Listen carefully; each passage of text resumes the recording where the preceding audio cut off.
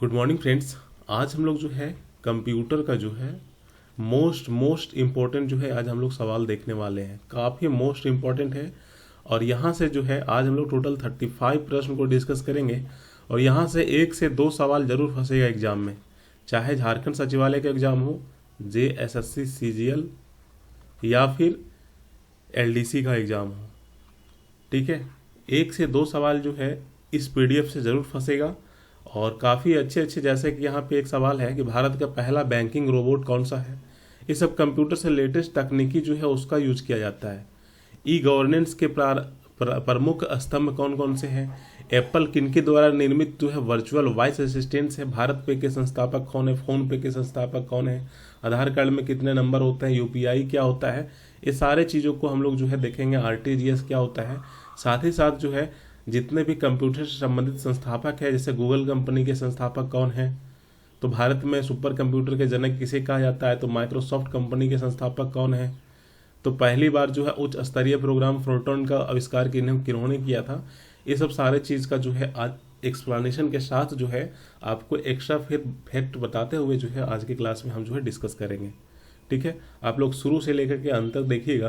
पहला सवाल है कि UPI का पूरा नाम क्या है। UPI का पूरा नाम क्या है। इसका राइट आंसर हो जाएगा यूनिफाइड पेमेंट्स इंटरफेस। ये राइट आंसर हो जाएगा। देखिए UPI जो है, UPI जिसके माध्यम से आप लोग जो है गूगल पे, फ़ोन पे ये सब यूज़ करके आप पैसे का जो है लेन देन करते हो। ठीक है, तो UPI को जो है 2016 में जो है NPCI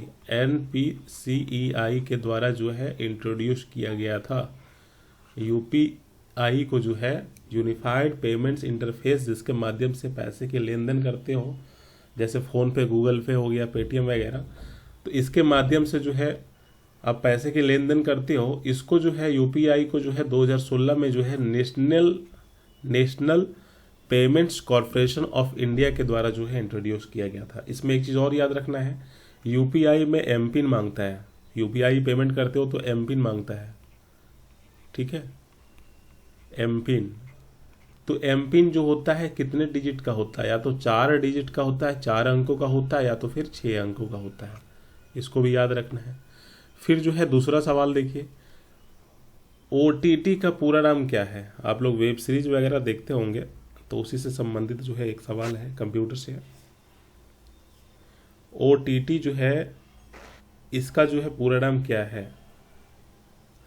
ऐसे प्लेटफॉर्म जो कुछ प्लेटफॉर्म्स की मदद से जो है आपको फ़ोन पर ही जो है, जैसा कि फिल्में हो गया, वेब सीरीज हो गया, ये सब जो है आपको मिल जाता है ऐप पर ही, जैसे कि नेटफ्लिक्स, अमेजॉन प्राइम, फिर वोट, ठीक है, फिर MX प्लेयर। इस सब में क्या है कि आपको जो है ऐप पर ही जो है आपको मूवी वगैरह, वेब सीरीज वगैरह देखने को मिल जाता है। ठीक है, तो OTT का पूरा नाम क्या होता है, ओवर द टॉप। ठीक है, ओवर द टॉप। और इसके माध्यम से जो है आपको ऐप पर ही जो है आपको जो है मूवीज़ वगैरह, वेब सीरीज वगैरह देखने को मिल जाता है। जैसे आपको बताया ना, नेटफ्लिक्स हो गया, अमेजॉन हो गया, इसके अलावा जो है अमेजॉन प्राइम हो गया, फिर वोल्ट हो गया, MX प्लेयर हो गया, ये सब जो है आपका OTT प्लेटफॉर्म है। ठीक है, आगे देखिए, लिखा हुआ है कि इनमें से कौन सा जो है ई-वैलेट है। ई-वैलेट है, ई-वैलेट का नाम पूछा है, तो ऑप्शन देखिए, ऑक्सीजन वैलेट, भारत पे, या फिर जो है और कुछ है। देखिए यहाँ पे ऑक्सीजन वैलेट, ये भी जो है ई वॉलेट है। ठीक है, भारत पे ये भी है, मोबिक्विक ये भी है, उपर्युक्त सभी हो जाएगा। अब इसके संस्थापक कौन है, ये याद रखना जरूरी है। मोबिक्विक जो है 2009 में जो है इसकी स्थापना की गई थी। 2009 में इंट्रोड्यूस किया गया था मोबिक्विक। क्या किनके द्वारा किया गया था, तो विपिन सिंह और अफसाना ताकुन। ठीक है, अपासना ताकुन था, अपासना ताकू, इनके द्वारा जो है मोबीक्विक 2009 में इंट्रोड्यूस किया गया था ये वैलेट को, जैसे पेटीएम वैलेट होता है ना, पैसा वगैरह रखते हैं उसी तरह से। फिर भारत पे, ये जो भारत पे है, यहाँ पे गूगल पे, फ़ोन पे, पेटीएम, ऑक्सीजन, भीम ऐप, ये सब जो है यहाँ पे भारत पे के बारे में पूछा गया है। तो भारत पे जो है कब इंट्रोड्यूस किया गया था? 2018 में, ठीक है, 2018 में। किन के द्वारा किया गया था? अशनीर ग्रोवर के द्वारा, अशनीर ग्रोवर के द्वारा। ये सब पूछेगा एग्जाम में, कंप्यूटर में एक सवाल ये सब घुसा देगा ना तो फिर दिमाग हिल जाएगा आपका कि फ़ोन पे का जो है संस्थापक कौन है? तो अशनीर ग्रोवर है। फिर ऑक्सीजन वैलेट, तो अभी आपको पेटीएम का भी बताएंगे।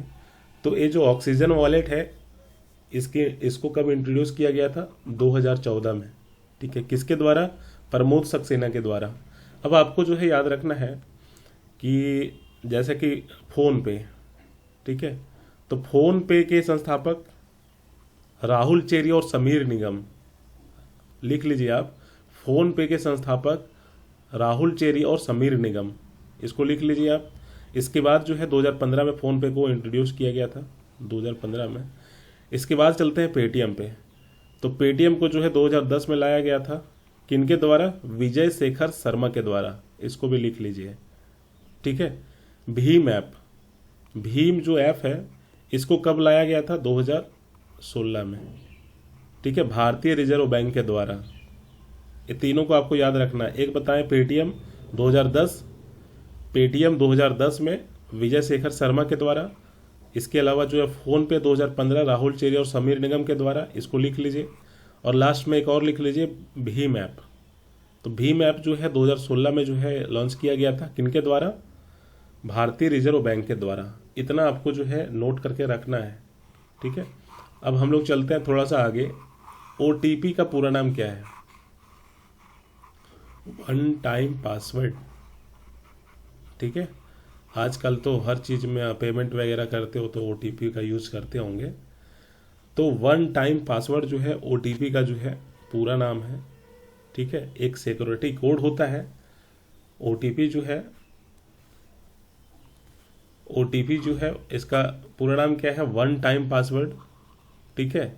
वन टर्म नहीं होता है, इसको काट दीजिए। वन टर्म पेमेंट ये भी नहीं होगा, वन टाइम पेमेंट या फिर वन टाइम पासवर्ड। तो वन टाइम पासवर्ड इसका राइट आंसर हो जाएगा। सिक्योरिटी कोड होता है जिसमें 6 डिजिट होते हैं, ठीक है। इसको याद रखिएगा, कितने डिजिट होते हैं ये भी याद रखना है। फिर जो है आपको पूछा जाएगा कि आधार कार्ड में जो है, आधार कार्ड नंबर में कितने डिजिट होते हैं? आधार कार्ड नंबर में कितने डिजिट होते हैं, इसको बताइए। अब जो है अपना आधार कार्ड मत निकालने लगना कि उसमें कितना डिजिट है, चलो देखते हैं। उसमें 12 डिजिट होते हैं। कितने? 12, ठीक है। पांचवा का राइट आंसर बी हो जाएगा। फिर यहाँ पे पूछा गया है, अभी हम आपको बताए थे ना सबसे ऊपर में, यहाँ पे देखिए कि यूपीआई पेमेंट करते हो तो उसमें एम पिन मांगा जाता है। एम पिन या तो 4 डिजिट का होता है या तो 6 डिजिट का होता है। 4 अंकों का होता है, नहीं तो 6 अंकों का होता है। अब यहाँ पे 6ठा नंबर में सवाल पूछ दिया है कि एम पिन किसका संक्षिप्त रूप है? 6ठा का राइट आंसर बताइए। एम पिन जो है किसका जो है संक्षिप्त रूप है?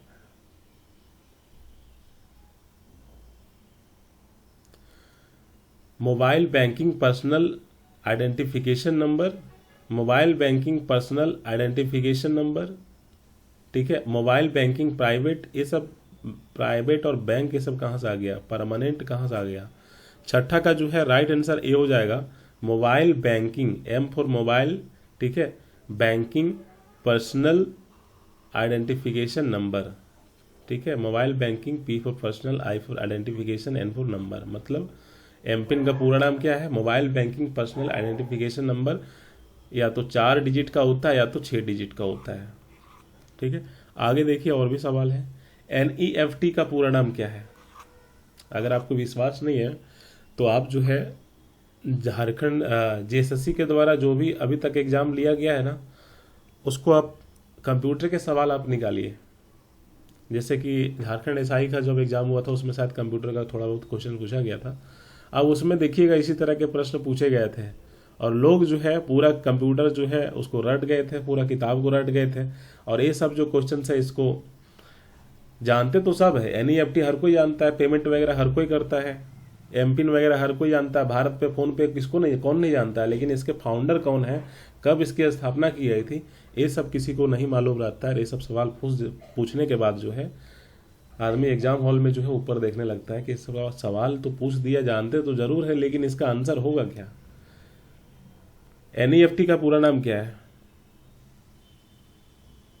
National electronics fund transfer. National electronics form नहीं होगा, ट्रांजेक्शन, यहाँ पे देखिए सातवां का राइट आंसर डी हो जाएगा, नेशनल इलेक्ट्रॉनिक्स फंड ट्रांसफर। ठीक है, डी हो जाएगा। यहाँ पे ट्रांजेक्शन लिखा है इसलिए गलत हो जाएगा, इंफॉर्मेशन लिखा है इसलिए गलत हो जाएगा, इलेक्ट्रॉनिक्स लिखा है इसलिए गलत हो जाएगा। Right answer NEFT, national electronics fund transfer. ठीक है, अगर इसके बारे में बात करेंगे तो इसकी स्थापना कब की गई एनईएफटी की? तो एनईएफटी की स्थापना जो है 2005 में जो है किया गया। ठीक है, किनके द्वारा?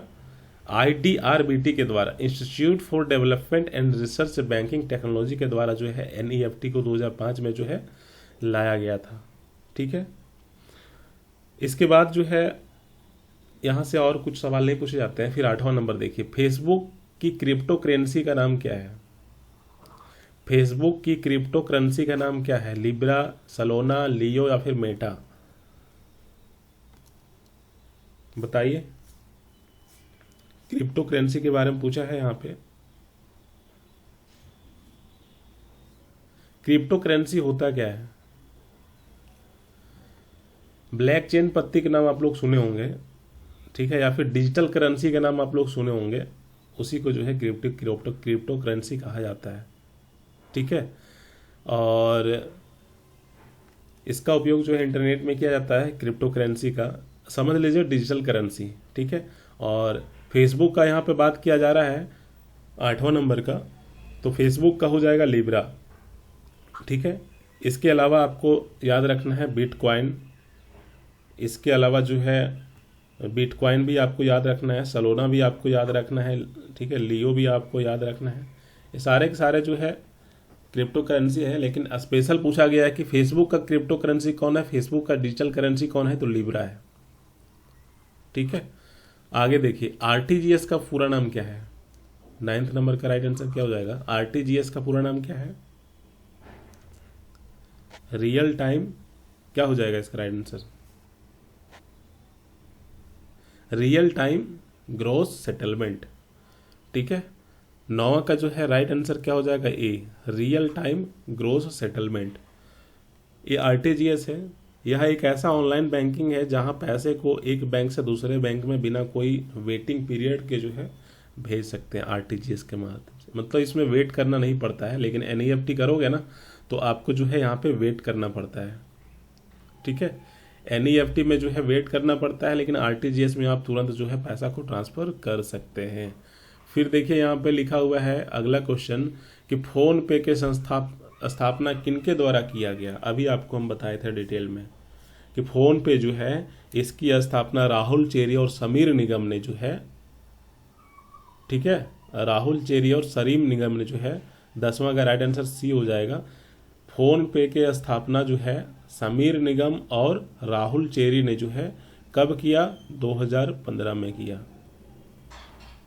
ठीक है, इसको जो है आपको याद रखना है। फिर आगे चलते हैं, बायोमेट्रिक सेंसर में प्रयुक्त शारीरिक वॉइस है। बायोमेट्रिक सेंसर में जो है फिंगर का यूज किया जाता है। ठीक है, फिर लिखा है 12 नंबर में कि विजय शेखर, अरे आप जाते हो एग्जाम हॉल में तो आपसे जो है बायोमेट्रिक सेंसर करवाया जाता है ना, अंगूठे का निशान वगैरह देखते होंगे, लेता होगा। ऑनलाइन एग्जाम देने जाते होंगे तब, या फिर ऑफलाइन भी एग्जाम देने जाते हैं तो जैसे जो है सबका जो है थंब इम्प्रेशन जो है ऑनलाइन लेता है, उसी को बायोमेट्रिक सेंसर कहते हैं। फिर लिखा है विजय शेखर शर्मा का संबंध है। विजय शेखर शर्मा का संबंध है फोन पे, पेटीएम, गूगल पे या फिर जो है फोन पे। तो देखिए यहाँ पे विजय शेखर का संबंध जो है पेटीएम से है, ठीक है। और इसकी स्थापना विजय शेखर ने कब किया? 2010 में किया, इसको याद रखिएगा। इसके अलावा जो है फ़ोनपे का यहाँ पे तो ऊपर में बता ही दिए, ठीक है। भीम ऐप का 2016 में भारतीय रिजर्व बैंक के द्वारा, इसको भी बता दिए। गूगल पे, ठीक है, गूगल पे, ये जो गूगल पे है इसको कब इंट्रोड्यूस किया गया? 2018 में, ठीक है। किनके द्वारा? गूगल के द्वारा, ठीक है। 2018 में गूगल पे को गूगल के द्वारा जो है इंट्रोड्यूस किया गया। अब यहाँ पे देखिए 13 नंबर कि Amazon.com किसका उदाहरण है? ये भयानक सवाल है, इससे सवाल फंस सकता है, ठीक है। तो यहाँ से आपको मैं एक्सप्लेन करके बताएंगे, इसलिए जो है आपको हम मिटा दे रहे हैं इसको। Amazon.com जो है किसका जो है उदाहरण है? B2B, B2C या फिर C2C या फिर C2B। तो देखिए इसको जो है आप ऐसे समझिए, ठीक है। 4 चीज़ आपको समझना है। एक तो B2B, ठीक है। एक समझना है B2C, एक समझना है C2C और एक समझना है C2B। मतलब B2B का मतलब होता है बिजनेस टू बिजनेस। जैसे इंडिया मार्ट का नाम आप लोग सुने होंगे, ठीक है। इंडिया मार्ट का नाम आप लोग सुने होंगे, और नहीं सुने होंगे तो आप गूगल कर लीजिएगा। इंडिया मार्ट क्या करता है? बिजनेस टू बिजनेस जो है यहाँ पे जो है काम होता है। जैसे कि हमारा जो है बहुत बड़ा बिजनेस है और आपका भी जो है बहुत बड़ा बिजनेस है, और आप जो है हमसे जो है कुछ सामान लेना चाह रहे हैं। जैसे कि हमारे पास जो है चावल का फैक्ट्री है, ठीक है, और आपके पास भी जो है चावल का फैक्ट्री है, तो आप हमसे चावल जो है ले सकते हो। कोई अगर चाहेगा कि छोटा मोटा दुकानदार हमसे चावल ले पाएगा? तो नहीं, ठीक है। थोक मात्रा में जो है लिया जाता है, B2B, business to business. India mart हो गया। अब आगे देखिए बिजनेस टू कंज्यूमर। अब यहाँ पे एग्जाम्पल आता है, जैसे कि बिजनेस टू कंज्यूमर में अमेजन हो गया, फ्लिपकार्ट हो गया, ये सब B2C का एग्जाम्पल है, ठीक है। किसका? B2C का एग्जाम्पल है। Amazon.com, फ्लिपकार्ट वगैरह ये किसका एग्जाम्पल है? Business to consumer. मतलब अमेजॉन फ्लिपकार्ट बिजनेस कर रहा है, कंज्यूमर कौन है? हम लोग हैं, हम लोग जो है वहाँ से खरीदते हैं, ठीक है। फ्लिपकार्ट, ठीक है, या फिर अमेजॉन भी हो जाएगा इसका एग्जाम्पल। फिर C2C मतलब कंज्यूमर टू कंज्यूमर। जैसे OLX, ठीक है। OLX के माध्यम से आप पुराना सामान को बेचते हैं ना, तो आप क्या हैं? आप कंज्यूमर हैं, और फिर आप किसको बेच रहे हैं? कंज्यूमर को बेच रहे हैं, मतलब कंज्यूमर टू कंज्यूमर, ठीक है। OLX पे सामान बेचते हैं आप, तो कौन बेचता है? बड़ा जो है बिजनेसमैन बेचता है क्या? नहीं, आप बेचते हो। आप क्या हो? कंज्यूमर हो, और आप बेचते हो, और किसको बेचते हो? दूसरे कंज्यूमर को बेचते हो, ठीक है। एक आता है C2B मतलब कंज्यूमर टू बिजनेस। जैसे गूगल एडसेंस हो गया, ये सब जो है कंज्यूमर टू बिजनेस का एग्जाम्पल है, ठीक है। तो ये आपको समझ के रखना है। ज़्यादातर यही सवाल पूछा जाता है कि फ्लिपकार्ट, Amazon.com ये सब जो है किसका एग्जाम्पल है? तो बिजनेस टू कंज्यूमर, ठीक है, इसको याद रखिएगा। आगे देखिए 14 नंबर एक और सवाल पूछा गया है कि सोफिया रोबोट को किस देश ने नागरिकता प्रदान की है? सोफिया रोबोट का नाम यहाँ पे दिया गया है, को किस देश ने नागरिकता प्रदान की है? सऊदी अरब, कतर, तुर्की या फिर पाकिस्तान? तो 14 का राइट आंसर हो जाएगा सऊदी अरब, ठीक है। अब यहाँ से थोड़ा सा और भी जो है आपको जानना है। रोबोट का कुछ प्रमुख रोबोट है, उसका नाम आपको बता दे रहे हैं। जैसे कि रसीम, आप लिखते चलिए रसीम। ये जो रसीम रोबोट है, ये विश्व का पहला हिंदी भाषी रोबोट है कि हिंदी में बोलता है, ठीक है, हिंदी में बोलता है। रसीम हो गया। इसके अलावा जो है एक चीज़ और याद रखना है आपको, ब्रावो, इंडिया से संबंधित ये रोबोट है। ये जो ब्रावो रोबोट है, ये भारत का पहला औद्योगिक रोबोट है, ठीक है, इंडस्ट्रीज रोबोट है, औद्योगिक रोबोट ब्रावो। इसको भी याद, रसीम को याद रखिएगा कि विश्व का पहला हिंदी भाषी रोबोट है। ब्रावो को याद रखिएगा, ब्रावो जो रोबोट है या पहला भारत का जो है औद्योगिक रोबोट है। इसके अलावा जो है आपको याद रखना है मानव, ये जो मानव रोबोट है ये जो है भारत का पहला मानवीय रोबोट है, इसको भी याद रखना है। इसके बाद जो है और भी कुछ है, जैसे कि रोबोकॉप। रोबोकॉप, ये जो रोबोकॉप जो ये रोबोट है, ये जो है विश्व का पहला जो है रोबोट पुलिस अधिकारी है, इसको याद रखिएगा। इसके अलावा लक्ष्मी, ये जो लक्ष्मी जो रोबोट है, ये जो है भारत का पहला बैंकिंग रोबोट है, सबको लिखते चलिए, ठीक है। इसके अलावा दक्ष रोबोट जो है, ये जो दक्ष रोबोट जो है, ये रोबोट DRDO के द्वारा जो है निर्मित विस्फोटक उपकरण की पहचान के लिए किया गया है। इस रोबोट का भारत में जो DRDO विभाग है उनके द्वारा जो है दक्ष रोबोट का जो है निर्माण किया गया है विस्फोटक सामग्री वगैरह की पहचान करने के लिए, ठीक है। ये सारी चीज़ आपको याद रखना है। इसके बाद जो है एक चीज़ और है व्योम मित्र, इसका नाम आप लोग सुने होंगे, काफ़ी जो है आपका जो है व्योम मित्र, ये जो रोबोट है व्योम मित्र जो रोबोट है, ये जो है इसरो के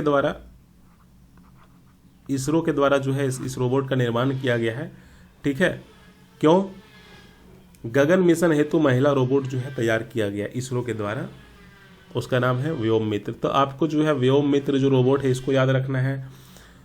व्योम मित्र जो रोबोट है इसरो के द्वारा जो है गगनयान मिशन के लिए जो है यहाँ पे बनाया गया है। फिर जो दक्ष ऐप जो है यहाँ पे, ये जो दक्ष ऐप है, ये ऐप जो है DRDO के द्वारा बनाया गया है इस रोबोट को। फिर जो लक्ष्मी रोबोट है, ये भारत का जो है पहला बैंकिंग रोबोट है।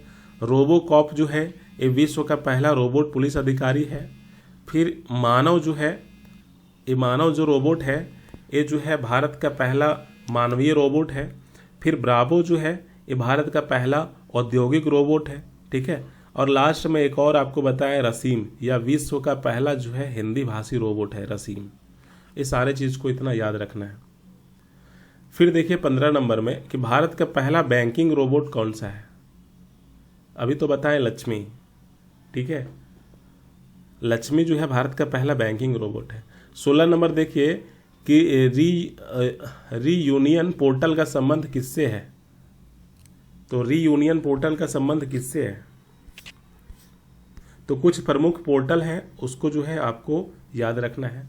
जैसे कि रीयूनियन पोर्टल जो है लापता बच्चों का पता लगाने के लिए जो है इस पोर्टल का निर्माण किया गया है, ठीक है। इसके अलावा जो है आपको समाधान पोर्टल, इस पोर्टल का निर्माण किया गया है चुनाव आयोग से संबंधित, ठीक है, इसको भी याद रखना है। इसके अलावा जो है सारथी पोर्टल जो है इंडियन रेलवे से संबंधित पोर्टल है, ठीक है। इसके अलावा जो है मेघदूत जो ऐप है ये जो है मौसम से संबंधित जो है पोर्टल है, इसको भी याद रखिएगा।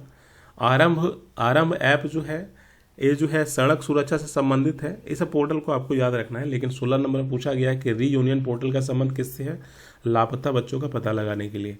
फिर यहाँ पे देखिए 17 नंबर कि ई गवर्नेंस के प्रमुख पिलर कौन से हैं, इसको याद रखिएगा।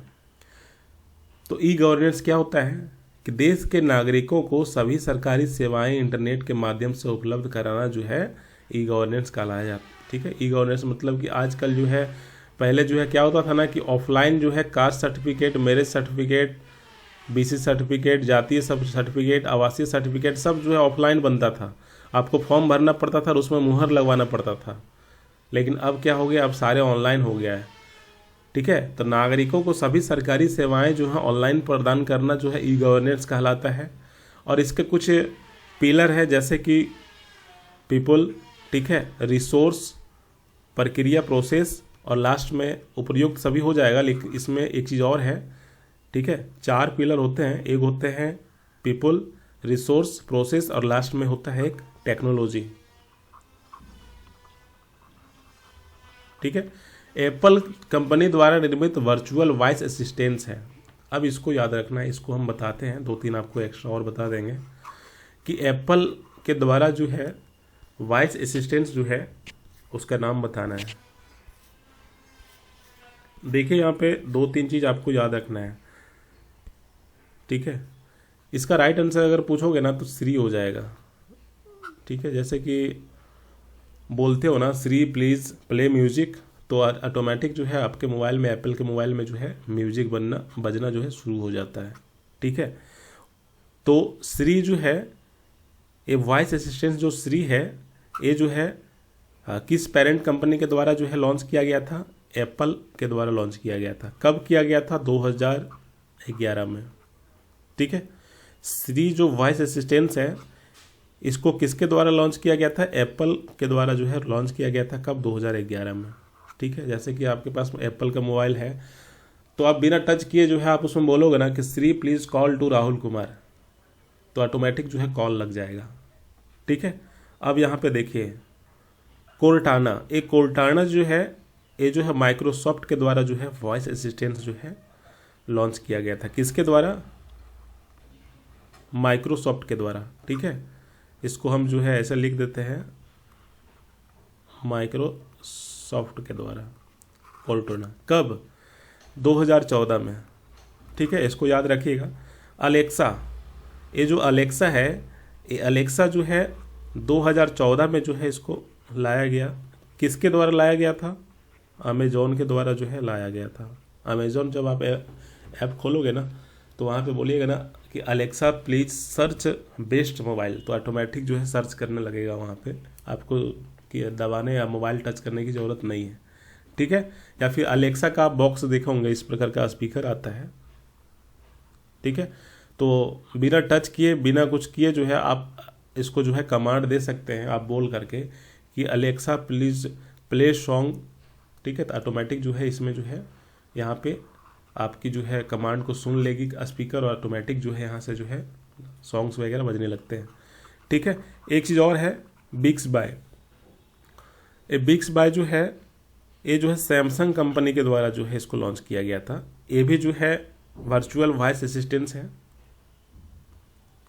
सैमसंग के द्वारा, ठीक है। इसको कब लॉन्च किया गया था? इसको जो है 2017 में। अब यहाँ से जो है वर्चुअल वॉइस असिस्टेंट्स को आपको याद रखना है, ठीक है। मतलब कि आप कुछ बोलोगे ना तो जो है करने लगेगा। जैसे कि एप्पल के मोबाइल में अगर आप कुछ बोलोगे तो ऑटोमेटिक जो है कॉल्स वगैरह लग जाते हैं, यूट्यूब वगैरह खुल जाता है। कि जैसे कि आप एप्पल का जो है श्री है तो बोलोगे कि श्री प्लीज़ ओपन यूट्यूब, तो ऑटोमेटिक जो है आपके मोबाइल में यूट्यूब जो है ओपन हो जाएगा, ठीक है। तो श्री एप्पल के द्वारा 2011 में, अलेक्सा जो है अमेजन के द्वारा 2014 में, कोर्टाना जो है माइक्रोसॉफ्ट के द्वारा 2014 में, और विवेक्सी जो है बिक्स बाय जो है सैमसंग के द्वारा जो है 2017 में। लास्ट एक सवाल है कि भारत पे के संस्थापक कौन है? तो भारत पे के संस्थापक कौन है? भारत पे के संस्थापक हैं समीर ग्रोवर, ठीक है। नहीं, दीपेश शर्मा ये भी नहीं होगा, विजय शेखर शर्मा ये भी नहीं होगा। 19 का जो है राइट आंसर क्या हो जाएगा? इसका राइट आंसर हो जाएगा अश्नीर ग्रोवर, ठीक है। भारत पे को जो है अश्नीर ग्रोवर के द्वारा जो है इसको लॉन्च किया गया था। कब? 2018 में। ये जितने भी सवाल बताए ना आप याद करके जाइएगा, यहाँ से 1 से 2 सवाल जो है ज़रूर फंसेगा, ठीक है। चलिए टाइम आधा घंटा हो गया है, ठीक है। हम लोग जो है इसको जो है नेक्स्ट क्लास में डिस्कस करते हैं। 16 क्वेश्चंस बचा हुआ है, ठीक है। ये भी जो है इससे भी काफ़ी सवाल पूछे जाते हैं, जैसे कि जो है NR नारायण मूर्ति द्वारा स्थापित इन्फोसिस कंपनी का मुख्यालय कहाँ पर स्थित है। तो ये सब टेक्नोलॉजी से संबंधित सवाल है, इसको भी हम लोग जो है देखेंगे। चलिए देख ही लेते हैं ना, क्या फिर बाद में करेंगे इसको। सबसे पहला देखिए कि इंस्टीट्यूट फॉर वुमेन टेक्नोलॉजी की स्थापना जो है किसके द्वारा की गई? इंस्टीट्यूट फॉर वुमेन टेक्नोलॉजी की स्थापना जो है किसके द्वारा की गई? तो इसका राइट आंसर हो जाएगा अनीता बोर्ग, ठीक है। राइट आंसर सी हो जाएगा, अनीता बोर्ग के द्वारा किया गया। फिर देखिए व्यापक रूप से लोकप्रिय ऑपरेटिंग सिस्टम, इसका नाम है मैकिनटोश के वास्तुकार के रूप में किसे जाना जाता है? दूसरा का राइट आंसर क्या हो जाएगा? Steve jobs. ठीक है, अब यहाँ पे जो है आपको स्टीव जॉब्स के बारे में थोड़ा सा आप जो है जानकारी इकट्ठा कर लीजिए। ये जो स्टीव जॉब्स जो है, ये जो यहाँ पे लिखा गया है ना कि व्यापक रूप से लोकप्रिय ऑपरेटिंग सिस्टम मैकिनटोश, ठीक है, कि वास्तुकार के रूप में किसे जाना जाता है? तो स्टीव जॉब्स को जो है जाना जाता है। ठीक है, इनका जन्म जो है सैन फ्रांसिस्को यूएसए में हुआ था और इसकी मृत्यु भी जो है कैंसर से हो गई थी। ठीक है, आगे देखिए एक और सवाल है कि माइक्रोसॉफ्ट कंपनी के स्थापना किसने की? तो माइक्रोसॉफ्ट जो कंपनी है इसकी स्थापना जो है किसने की? तीसरा का राइट आंसर क्या हो जाएगा? बिल गेट्स हो जाएगा या फिर कुछ और है? स्वीट जॉब्स है? इसका राइट आंसर क्या हो जाएगा?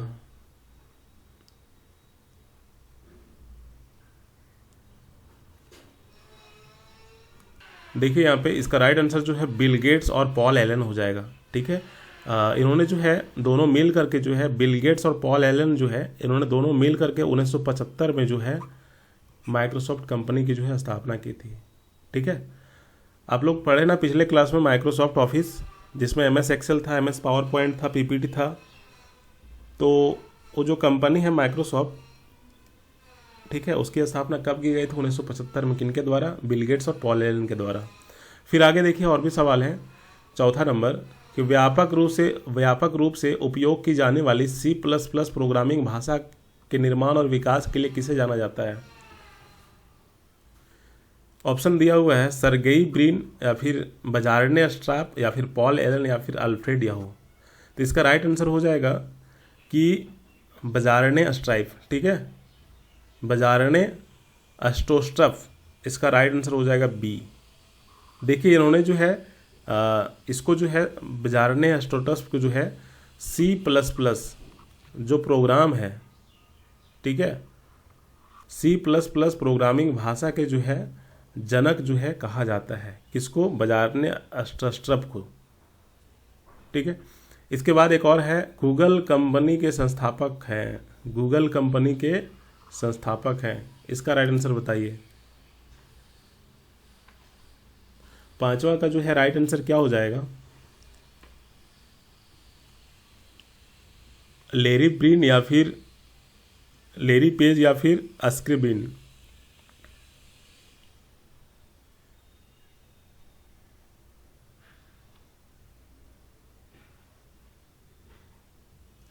ये जो है इसका राइट आंसर उपर्युक्त दोनों हो जाएगा। ठीक है, लेरी पेज और अस्क्रिबिन, ये दोनों ने मिल करके जो है गूगल कंपनी की जो है स्थापना किया था। ठीक है, और अगर इसके बात करेंगे तो गूगल कंपनी की स्थापना जो है 1998 में जो है किया गया। ठीक है, अस्क्रिबिन और लेरी पेज के द्वारा। फिर छठा नंबर देखिए कि जावा स्क्रिप्ट लैंग्वेज के निर्माता कौन है? छठा का राइट आंसर क्या हो जाएगा? जावा आप लोग सुने होंगे।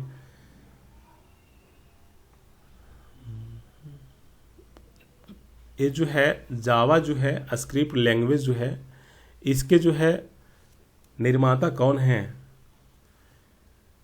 इसका जो है राइट आंसर क्या हो जाएगा? Brad Baum, Bruce Arden, Sergey Brin या फिर ब्रैडन एच। तो ब्रैडन एच जो है इसका राइट आंसर हो जाएगा छठा का सी। ठीक है, सातवां देखिए अजीज प्रेमजी का संबंध किस कंपनी से है? तो ये जो अजीज प्रेमजी हैं, इनका जन्म जो है मुंबई में हुआ है और इसका संबंध जो है किस क्षेत्र से है? TCS, इन्फोसिस, विप्रो या फिर HCL। तो विप्रो जो कंपनी है ना, विप्रो जो कंपनी है इसके अध्यक्ष और मालिक कौन है? अजीज प्रेमजी। ठीक है, राइट आंसर सी हो जाएगा विप्रो। फिर देखिए यहाँ पे लिखा गया है कि कंप्यूटर का जनक किसे कहा जाता है? कंप्यूटर का जनक Charles Babbage, Alan Turing, Dennis Ritchie या फिर ब्रायन कॉर्टली।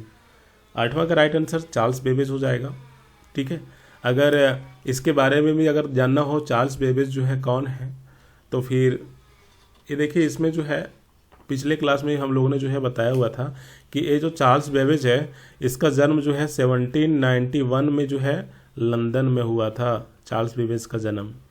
ठीक है, प्रसिद्ध गणितज्ञ थे, इंजीनियर थे, राजनीतिक थे और कंप्यूटर वैज्ञानिक भी थे। राजनीति में भी भाग लेते थे, ठीक है। और इन्होंने जो है 1821 में जो है 1821 में जो है डिफरेंस इंजन और 1837 में जो है स्वचालित एनालिटिकल्स इंजन का आविष्कार किया था, ठीक है। 1821 में डिफरेंस इंजन और 1837 में जो है एनालिटिक्स इंजन का जो है आविष्कार किया था। और इनका जन्म लंदन में हुआ था 1791 में। और कंप्यूटर के जनक किसे कहा जाता है? चार्ल्स बेबेज को कहा जाता है। फिर 9वां नंबर देखिए कि सी प्रोग्रामिंग भाषा किसके द्वारा बनाया गया है? सी हो गया, C++ हो गया, जावा हो गया, यही सब तो सवाल पूछता है। जावा का पूछा था पिछले बार JSSC के द्वारा, जावा के बारे में पूछा था, ठीक है। इसलिए हम सारी चीज़ आपको बता रहे हैं। यहाँ पे देखिए पूछा गया है कि सी प्रोग्रामिंग भाषा किसके द्वारा जो है बनाया गया है? Bryan Cantrill, Alan Turing, Dennis Ritchie या फिर पॉल एलन? इसका राइट आंसर क्या हो जाएगा 9वां का? देखिए यहाँ पे आंसर की भी दिया हुआ है, 9th का C हो जाएगा, डेनिस रिची के द्वारा, ठीक है। फिर यहाँ पे देखिए 16 नंबर की इंटरनेट का जनक किसे कहा जाता है? विंट सर्फ को कहा जाता है, ठीक है। विंट सर्फ को जो है इंटरनेट का जो है जनक कहा जाता है। इसको जो है आपको याद रखना है। इसके बाद जो है एक और सवाल है, उसको भी देख लीजिए। जैसे कि यहाँ पे देखिए 15 नंबर सवाल कि भारत में सुपर कंप्यूटर का जनक किसे कहा जाता है? विजय पांडुरंग भाटकर को, ठीक है। विजय पांडुरंग भाटकर को जो है भारत में सुपर कंप्यूटर का जनक कहा जाता है। फिर पूछा गया 14 नंबर कि NR नारायण मूर्ति द्वारा स्थापित इन्फोसिस कंपनी का मुख्यालय किस शहर में है? आपको हमने माइक्रोसॉफ्ट के बारे में बता दिया, ठीक है। अजीज प्रेम जी बता रहे हैं। विप्रो कंपनी के बारे में आपको हमने बताया, जिसके संस्थापक अध्यक्ष कौन है? अजीज प्रेम जी, ठीक है। अब हम लोग आए हैं यहाँ पे इन्फोसिस के बारे में। ये सब जो है क्या है? IT कंपनी है। इन्फोसिस हो गया, TCS हो गया, ये सब IT कंपनी है, इंडस्ट्रीज IT कंपनी है। और यहाँ पे पूछा गया है कि इन्फोसिस कंपनी का मुख्यालय किस शहर में है? तो 14 का जो है राइट आंसर क्या हो जाएगा? C, बंगलोर में है, ठीक है। अब आगे देखिए कि यहाँ पे पूछा गया है कि हॉटमेल ईमेल सेवा और जैक्सट की स्थापना किसने की? आपको ईमेल वाले क्लास में बताए थे, जीमेल, ईमेल, हॉटमेल। तो यहाँ पे पूछा गया कि हॉटमेल जो सेवा है इसकी स्थापना किसके द्वारा किया गया था? समीर भाटिया के द्वारा, ठीक है। फिर लिखा गया है कि वर्ल्ड वाइड वेब के आविष्कारक के रूप में जाना जाता है। इसको नहीं बताइएगा ना तो फिर पिटाई होगा। 12 इसको हम बताए हैं पहली बार भी, जब इंटरनेट वाला क्लास ले रहे थे उस वक्त। तो वर्ल्ड वाइड वेब के आविष्कारक टिम बर्नर्स-ली को कहा जाता है, ठीक है। पहली बार उच्च स्तरीय प्रोग्रामिंग भाषा फोर्ट्रन का आविष्कार किया था, किन्होंने किया था? इसको भी हमने बताया हुआ है, जॉन बेकस ने, ठीक है। और एक और सवाल है कि जावा प्रोग्राम भाषा के पिता के रूप में किसे जाना जाता है? Java programming. C हो गया, C++ हो गया, ठीक है, जावा हो गया, सारे चीज़ तो हो ही गया है, कुछ छूटा नहीं है। बस इसको पढ़िए, एग्जाम देना चाहिए ना, यहाँ से कम 2 सवाल फंसेगा, ठीक है। जावा प्रोग्रामिंग भाषा के पिता के रूप में किसे जाना जाता है?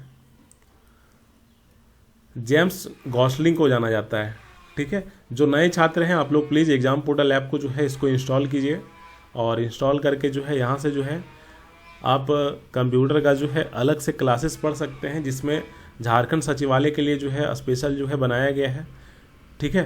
तो इस कंप्यूटर क्लास को आप एग्जाम पोर्टल ऐप से ले सकते हैं। इसका फ़ी जो है बहुत ही कम है, मात्र 310 रुपये है। आपको कंप्लीट क्लासेस मिल जाएंगे। 19-20 क्लासेस हो चुका है। कंप्लीट क्लास का PDF मिल जाएगा। ये जो PDF आप देख रहे हैं जिसमें हम आपको पढ़ा रहे हैं, ये PDF भी आपको जो है एग्जाम पोर्टल ऐप के जो कंप्यूटर वाला क्लास है इसी में आपको मिलेंगे, ठीक है। बाकी बात इसमें टेस्ट भी दिया जा रहा है। कंप्लीट जो है इसमें कंप्यूटर का क्लासेस करवाया जा रहा है, जिससे कि आप 20 में 20 ला सको। इसलिए एग्जाम पोर्टल ऐप इंस्टॉल कीजिए और जो है आप कंप्यूटर क्लास को ज्वाइन कर सकते हैं। यहाँ से PDF वगैरह सारे कुछ जो है आपको दिया जाएगा। अधिक जानकारी के लिए इस नंबर पे आप कांटेक्ट भी कर सकते हैं, मेरा नंबर है, ठीक है। आज के लिए इतना ही रखते हैं। Thank you.